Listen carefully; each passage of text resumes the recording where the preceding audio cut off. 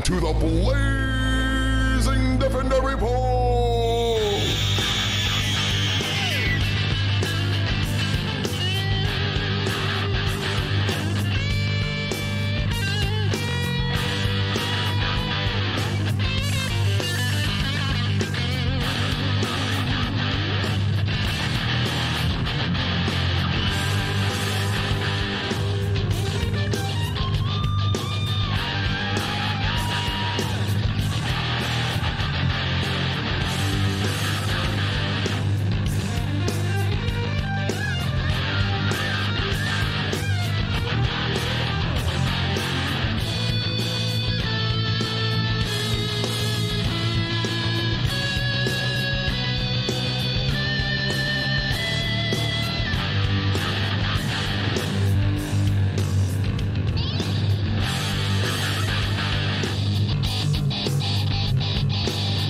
Welcome to the Blazing Defender Report.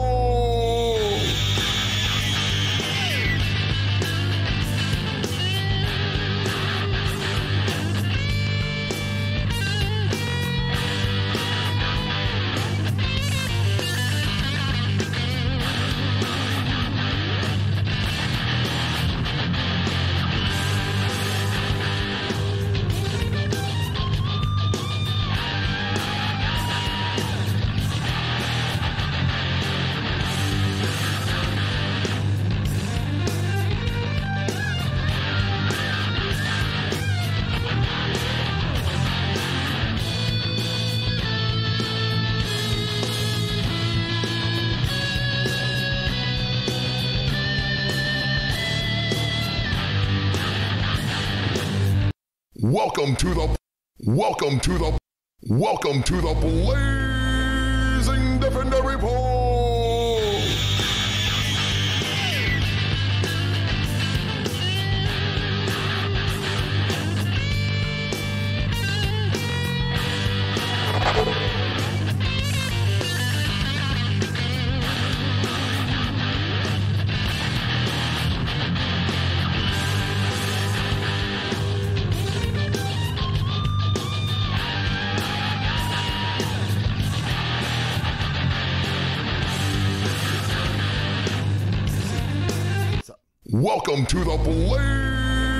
Welcome to the Blazing Defender Report.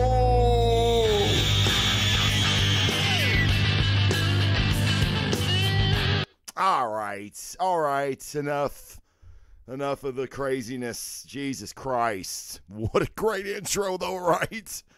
Awesome. Mike Woodard, Mike at themike.com for all your magical producing needs. He's my guy. Don't be thinking that you're going to take my guy, because you won't. He's my guy. All right. Sorry for the early time, guys. Something came up, as it does in life.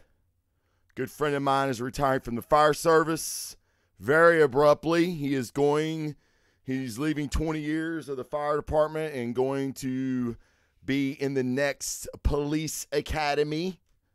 So going from one public service job to another. He's a good man. We need more police like him.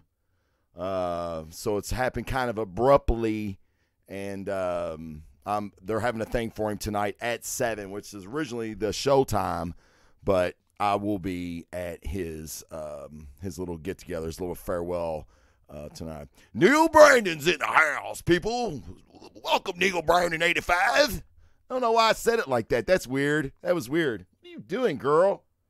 My wife wanted my dog up here, and I knew she wouldn't want to stay. Do you want to say hi? Do you want to say hi to people? There's people. Come on. Come. No. Hey, come here first. Come. This is my baby girl. This is my baby. Look. Hey. Look. Can you see people? Can you see them? You just want to see your daddy. All right. Come on. 1 second. Gee, hey, it's a live show, guys. Get the fuck over it. I knew you wouldn't stay. All right. Jesus. Like podcasting with my sister's kids. Ah. All right. So what I'm going to do is I'm going to make it up to you guys because that's just how I do things on this show. I fuck up, and as I do in life, and then I have to spend the rest of the time making up for it. So that's what I'm going to do. I'm going to have a Halloween special tomorrow. 6-ish? We'll see. It's going to be in that time frame. It's going to be between 6 and 7, okay? Follow the Instagrams down. Oh, Lord. Bingo. Right there.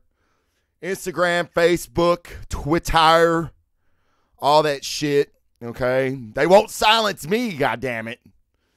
Follow that for the time of the Halloween special. It's going to be cool, man. And what I'm going to do is I'm going to go over some horror comics are really popular right now with Joe Hill writing, and Stephen King has had his dabbled in writing comic books before. But there's a lot of good, very good horror comics, scary, spooky comics that are out there. And there are some that are on my list that you may not consider horror, but they have that horror element, and I'm going to tell you why on the show tomorrow. So if it's something that you might want to check out, we're going to have some fun. Bring you a pumpkin spiced beverage with, I don't know, bourbon in it. That didn't even sound good. And we'll have fun. Okay, so on with the reviews. Okay, so these two books, man, I'm going to review. I said it the other night when I was previewing this show. These are two of the most anticipated releases of 2020. Ain't saying much, right? Because of the shit storm that we were handed. But so I don't know of two other books. I'm trying to think right now, other than maybe an event book. But these are two really, really big books. That one, the Last Ronin and the Three Jokers are the two books I'm going to review. And the Three Jokers book has been teased for years, and we'll get into that when I get in the review. But first, we're going to do the Last Ronin. Okay, now you guys know that I'm not the biggest Teenage Mutant Ninja Turtles fan. I'm not saying I'm not a Turtles fan. I think they're great. I have, issues 1, 2, and 3 in this room right next to me. If you ever come to my fucking house, you'll wish you didn't. If you want to get my Ninja Turtle books, because they're worth a little bit as far as comics go, and they're pristine. They look good. Kevin Eastman has signed them, all 3 of them. So suck it, motherfuckers. No, we got to meet him 2 years ago, last year. He and a buddy of mine, Big Sam, and fantastic guy, loves his fans. So it was really nice to meet him, made me a bigger fan of his work. So The Last Ronin, for me, it was not a must-have, but I did want it. I'm a collector as well, and it might be a great story. And I love the samurai. I love the martial arts genre. I mean, I have an Oriental sleeve. That's a samurai on my arm with the dragon head and all this shit. So it's right up my alley. It's just something I didn't really ever get into. I get into everything else, and I think there just wasn't room for the turtles, to be honest. But The Last Ronin did appeal to me. I mean, these covers are fantastic. And if you're into variant covers, which if you're new to the show, variant covers, this is cover A. This is the cover that you're going to get at every comic shop, okay? There are 72 variant covers. 72. Now, for you guys that have been in comics a while, Dark Knight 3, the Master Race series, I didn't think anybody would have more variant covers than that, and I'm pretty sure this does. So, and there are some incredible variant covers to this. I've actually have some on the way to me. This is my copy that I got from my comic shop. You can see it's glossy. We would call this like a prestige format almost. It's a very nice book. It's big. It's big. $8.99 for this motherfucker though, right? $8.99. So it's steep. That's a steep price to pay. But it is a gorgeous cover. It's a nice laid out book. But the variant covers are amazing. And I've got a few of them coming. I'll post them on the interwebs when I get them. So let's get into the story of this. And was it worth it? Right? And that's what you want to fucking know. Was this worth it? I don't know. That's the thing about first issues is they're setting up a story, right? Now, the job of a first issue, in my opinion, my humble opinion, is it's got to grab you. It's got to make you excited for the next installment of the story. But in this case, you need to be hyped to pay another $9. Okay? Another $9 to finish the story out. So it's really got a big hill to climb in that aspect. Okay, now Turtle fans are going to gobble this shit up. They ain't worried about it. Okay, they're not going to worry about that type of shit at all because, like I said, I'm not even a Ninja Turtle fan. I'm a fan of Eastman and what he's done. I love this genre, as I've explained, and I bought it. So a lot of collectors will because they don't want to miss out, right? Sorry. So, the story, okay, basically it's a very futuristic. It's set sometime in the future. We don't know how far in the future. There are going to be spoilers, guys. And what I try to do is what I'm not going to do is I'm not going to tell you everything. I'm going to try to give you bits and bones. I try not to spoil things, but sometimes it does get spoiled. Okay, there is a twist that I will not tell you about the end of this book. You got to find that out for yourself. I would hate. It's just like a movie or a TV show for me, man. Like, don't give me the best parts. Let me experience it for myself. So what I'm just going to do is I'm going to set the story up. And this is a turtle. We don't know which turtle. He's wearing a black mask. He's using a variety of different weapons. So he's kind of not recognizable in that instance. He is on a mission to take down and seeing this is another thing about there it was right there. I just turned right to it. About not being a Turtles fan is Hiroto. Hiroto is the grandson of Shredder. Okay, he's the grandson of Shredder. So that's how far in the future we are. And this Hiroto apparently wiped out the Turtles. Or did he? Is this a original turtle? I don't know. You might find out at the end he may be something new.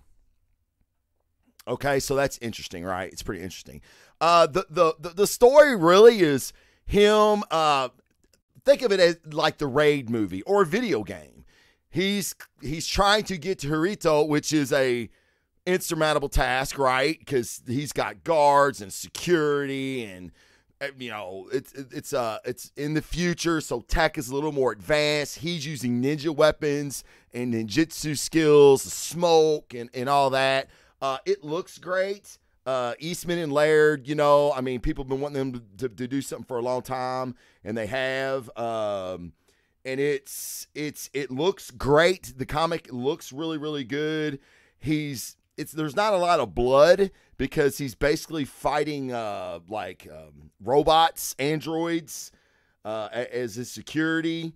Again, the art is really, really good. You really don't see the cast of usual suspects. Like, I don't want to give anything away, but the Turtles have had a group of friends, allies in this fight against Shredder, right? You really don't see a lot of them, okay? Because it's basically him climbing the levels of this fortress to get to Hiroto. And when he finally does, some things are maybe recognized or enlightened. So it's a story. It's a story. Imagine that. Wow, man, you're fucking good at this shit. No. It's a story. It's the first part of a story. Now, I like this. I did like it. I like the action. I like how Eastman draws action and fight scenes. He's a martial artist as well, and he's been doing it a long time, so he understands, like, if I'm kicking a guy here, the next panel where I kick a guy, I can't really kick him with the other foot because this foot's been up in the air. I'm going to spin over and kick him with the same foot. You know what I mean? So it flows. And Eastman's always been really, really good at that, which, you know, as a martial artist and a guy that's been in a couple scraps, I appreciate the attention to detail when it comes to the fight scenes, if you will, the fight choreography of the comic book. I'm intrigued. Now, Big Sam, I had spoke to him. He's read this. He gave it a 9.5. Now let me explain that a little bit. That is a half a point away from the perfect comic book. All right. No, I'm not giving it a 9.5. But I also said Big Sam is the biggest Ninja Turtles fans I know. So, yeah, I'm not giving it a 9.5, but I will give it an 8. I'll give it an 8 because I like the potential that it brings. There's really no flaw in it other than it's kind of one-dimensional. It's this Ninja Turtle climbing the levels to get to the big boss. So, and it didn't end like I thought it would. So that's always appreciated in any kind of story. So The Last Ronin, I give it an 8. I like the potential that it brings. Good artwork, great action, cool covers, man. Especially if you can score one of the variants, the very, very, very cool variants. I love the Turtles. I'm probably right there with you with an 8 or a 7. It's just a start, so it's a lot of potential. Absolutely. You know, first issues are really, really, really hard. That was Neil Brandon, by the way. And Debo said the covers look sick. And Debo's in the house. Yeah, these covers are ridiculous. And maybe what I'll try to do is for tomorrow's show, I'll try to get some of those covers just to show you all some of the dope-ass covers. Now, I've got a couple coming. I got in on the cutoff on a bunch. I pre-ordered them a while back. So when I get them, which they should have already been shipped out, I should get them in a couple days. I'll let you guys see them on the show. Yeah, the art, Neil said the art was definitely my favorite part. Yeah, Eastman's art's just good. It's just good. Now, you know, is he Jim Lee? Is he Jason Fabok? No, he's not. But his style works with the Turtles, and it's so recognizable. Like, oh my God, that's Kevin Eastman. You know what I mean? Like, he's one of those guys. He's been around for so long, and he is really good. So his art is very, very recognizable. Okay, so the next book, all right? So Ronin, The Last Ronin. Yeah, check it out. Of course, check it out. See for yourself. Like I said, Big Sam gave it damn near the perfect comic. Like I said, I'm not doing that, but I am intrigued on where this story goes. I love the idea of The Last Ronin set in a futuristic time. I think it's pretty cool. And well, we'll get into that. We'll see. We'll see. I'm not going to jump the gun on where I think this story is going to go just yet. All right. There's a chance it may have been done before, but we'll talk about that later.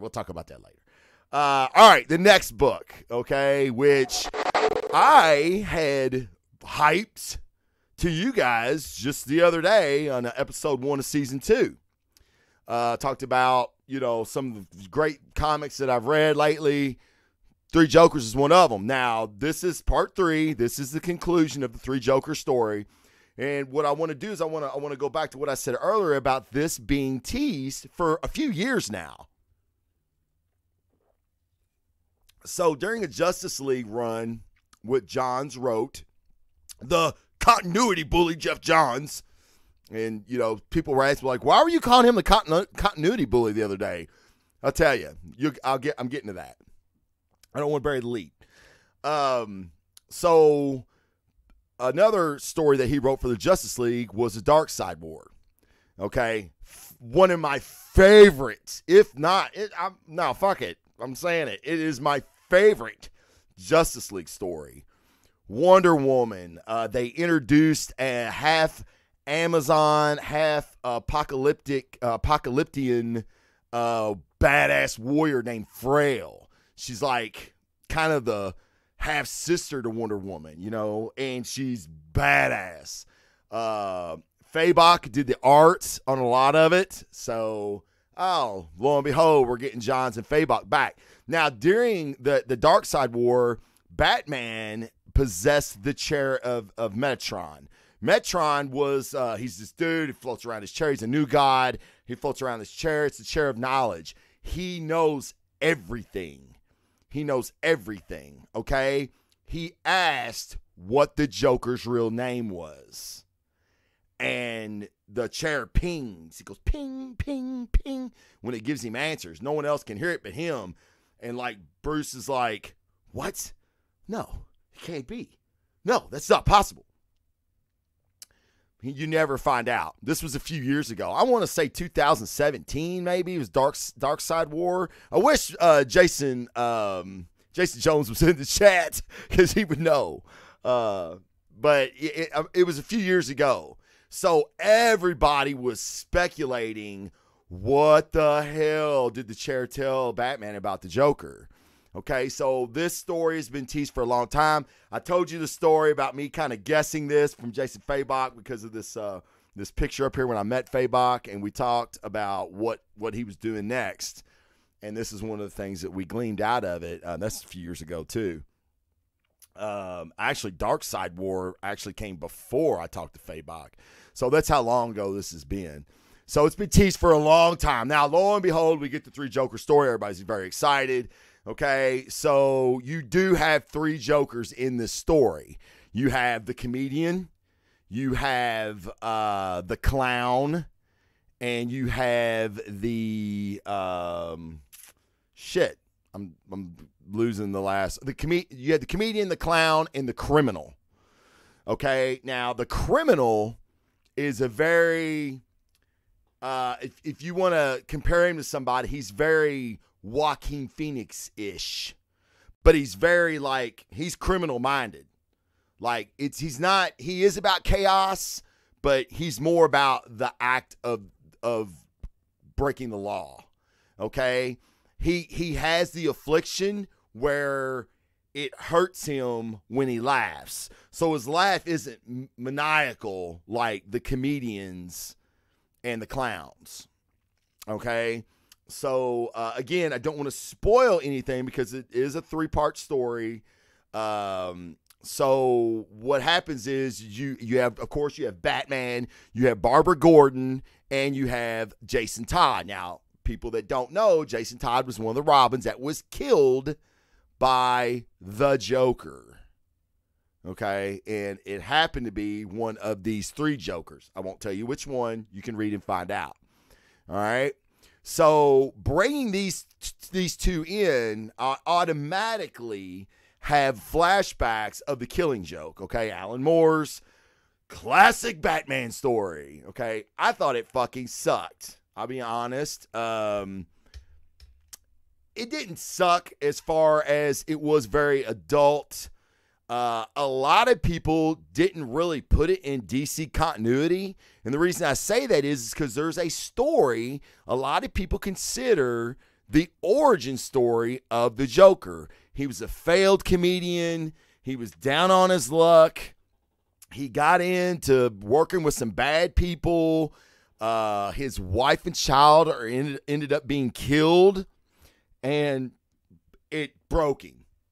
It's like everybody is one bad day from being the Joker. Okay? The Killing Joke, I just really hated the ending. I get it, but just didn't work for me. Okay? But the things he did to Barbara were horrific. And the things he did to Commissioner Gordon, making him watch what he did to Barbara, was horrific. He gave Gordon LSD, just tormented the fuck out of both of them because they were the closest allies to Batman. Okay, well, not maybe so much Barbara, but Gordon for sure. And the Joker wasn't going to have that. The Joker and Batman, they had that weird relationship, right? Well, in this story, it gets a lot weirder because now you've got 3 separate Jokers. Each one have played a part in something horrific in Batman's life, Jason Todd's life and Barbara Gordon's life. Okay? So this story started out incredible for me. Jason Todd was pretty much the main guy, and he's got so much pent up anger because he was killed and then resurrected, okay, via the Lazarus Pit. After the Joker killed him, he became the Red Hood. So he took on Joker's very first role as a supervillain because the Joker was the Red Hood, okay, before he was the Joker. All right. So Todd's got a lot of pent-up stuff. Again, not spoiling anything, but a lot of shit happens with Jason Todd and one of these Jokers. All right? It's pretty crazy. All right? And now we have this weird relationship with Barbara, Jason, and Batman. All right? They kind of don't know what to do. They're very much in a conundrum. All right?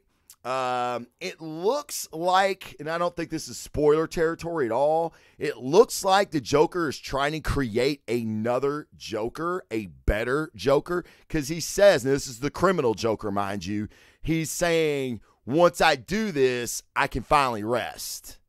Okay, so I don't know what that meant, all right? There's a lot of weird, like, one-line statements in this book. Don't know how you can take it. Didn't know what that meant. I guess that means he was retiring. I don't know. But so Joe Chill, which everybody knows is in the comics the criminal that killed Batman's parents. Now you get I don't want to say you get closure. Does Batman get closure with Joe Chill during the story? You guys will have to read it and be the judge. It is, if I have a favorite part of the conclusion, it is that dichotomy between Batman, like, this is the man that made me who I am, and I'm saving his life. Okay, again, I don't think that's spoiler territory. All right, now does he? He may have saved it once, but does he save it again? I don't know. I do know because I read it. I want you to read it, and I want you to find out. Okay, I want you to discover this yourself. All right, so that was probably my favorite part of the conclusion. So really quick before I get to my final thoughts on it, Neil Brandon says, this was my pick of the week. We already talked about that, but I enjoyed everything from the art to the beginning to the end. I feel a lot of people weren't happy with the ending, so it left a lot of stuff open for future stories, and that's what the Joker is, just endless chaos and ambiguous questions. That's a great take. And again, my show, there are no wrong opinions, okay? Unless they're against mine, then that means they're wrong. So, Neil, you're wrong. No, I'm just kidding. You're not wrong. That's a great way to look at it. I look at it a different way. And the reason I am disappointed is because it's called the 3 Jokers. Why? Why were there 3 Jokers? You know, and I know they like to play this 3-card Monte with who was the first Joker. And even the clown Joker says, I bet he regrets making me. Or did I make him? You know, like, you know, so, but we don't get any resolution to why there was 3 Jokers. Was it because they were trying to confuse Batman? Batman didn't realize there was 3 Jokers, so it worked. But they still revealed themselves to him, and that's unclear. Okay? So that part of the story really doesn't make a lot of sense. And so I'm really struggling here on not spoiling anything. But so like I just said, the Metatron chair told Bruce the Joker's real name. Did he give him 3 names? We don't know. Batman never says that. But there is a scene where Jason Todd, after they just had a very intense conversation about an event that happens in this book, Batman and Jason, And Jason says, do you know his real name? And Batman says, no, I don't. And Barbara's like, and he goes, you're lying. And Barbara's like, why would he lie about that? Why wouldn't he tell us? It protects us if we know who the Joker really is. Bruce would tell us. Jason's like, yeah, whatever. He's fucking lying. And Bruce was. Now, in this story, when you finally get to the end of it, you're going to find out that Bruce has always known the Joker's real name. Then if that's true, why did Bruce act so shocked when the Metatron chair told him the name? I don't know. Now, could it be that gave him 3 names? I don't know. We don't know. It's ambiguous at that point. No one really knows what the Metatron chair told him. But Bruce says he's known from the beginning. And you say, well, what do you mean in the beginning? I don't want to spoil that because that is a big part of the ending of this story. Now, when I call him a continuity bully, we are definitely pulling from the Killing Joke story here. So if you're a little unfamiliar with that story, I would advise you go back, reread it. I know, wasn't the best. Go back and reread it, and then read 3 Jokers. At the end, it will all make sense. Well, you're going to have questions just like I do. Now, I like Johns. I always have. I think he's written some incredible shit. Sinestro Wars, that Dark Side War. He wrote one of the comics that I gave a perfect 10 to, and that is Rebirth Zero with Barry Allen and Kid Flash. It was oh my God, it was so good. Nailed it. So I'm a Johns fan. Not so much here. I don't know what the 3 Jokers was about. There's a lot of build up to this story. I don't think it hit. Now, what I will tell you is absolutely fucking phenomenal about this book is the artwork. Jason Fabok's artwork is amazing. It is so good. He is the next Jim Lee, if not already past Jim Lee up. Yep, I said it. I know he's a friend of the show. I know he signs my shit Blazing Defender. It doesn't make any difference. He is amazing. His Batman is becoming one of my favorite Batman of all time. Jim Lee will always have my favorite Batman. Fabok's Batman just looks visceral, and I love it. So in saying that, there's not a lot of action in this, which there has been a lot of action through the book, which has been fantastic because of Fabok's art. But there's a lot of dialogue between Joker and Batman, okay? In Arkham, on the trip to Arkham, and they're talking. And they're not really saying anything, but just the way Fabok draws it, it gives it weight. It's hard to explain. It's one of those things comics do, right? It's why we love them. Is like you look at a panel or a spreadsheet or a splash page, and you're going, oh wow, look how and it flows, man. It's like artwork. It is artwork, but I mean, like it's like a good tattoo. Like this flows into that, and it's just seamless, and it's telling a story, and oh, I get it now, and you know Fabok, man, dude, he's killing it. This is these 3 issues, and he doesn't wane. Like a lot of great guys, like even Opeña and Murphy, they're fucking great artists. I love them. Like 2 of the best. Okay, if there's top 5, them 2 guys are in the top. And when they're on a long run, their artwork you start to see it. Like if they're pushing deadlines, and you know because I think they're slower because they are so good and so detailed. Like Sean Murphy especially, you can see things start to get sloppy and not as tight. I don't know what Fabok's timeline was on this book, but fucking issue 1 to issue 3 looks fantastic. It's so gorgeous. Worth the money.